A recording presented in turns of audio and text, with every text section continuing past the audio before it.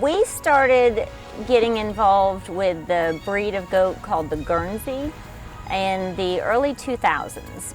A big part of our farm is education, and we want people to, number one, know where food comes from, but also to learn about the animals themselves and why they're so cool and why they're so fun and the different breeds and how they can all be utilized. And this was a new breed that was introduced into the United States in 1997, and we heard about them, were interested, and wanted to bring them in for educational purposes. And since then, it's become almost a pet project of trying to help establish this breed in this country. They're special for a number of reasons. The first off being just how few of them there are in the world. Why? They're originated from the Guernsey Isle, which is part of Great Britain. And during the war, the numbers were dropped significantly when troops were coming through and using livestock as food sources for the troops.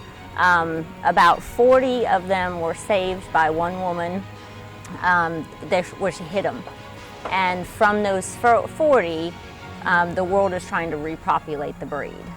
From those 40, we've been trying to repopulate. The hard thing is that with that small of a genetic pool, you want to outcross them just to bring in new genetics. But once you do that, they lose their purebred status. So for a purebred golden Guernsey, there are less than 2,000 in the world, and there are only 8 in the United States. We have 4 of the 8 here. And where are the other 4? There's 2 in Georgia, and there's 2 at a farm in Idaho.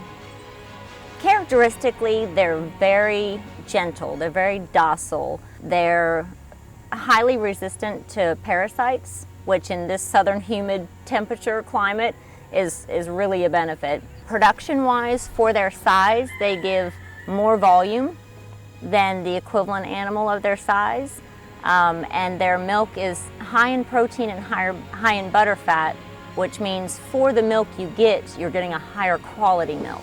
The goal is to diversify, and there's a lot of different people and farms and groups, repro committees, and the Guernsey Goat Breeders of America, and individual farmers like us that are working collaboratively to get breeding pairs and then send them to another farm so that they can have their breeding pairs produce babies that they can send to another farm, so that we can spread the genetics out as much as we can and try and repopulate.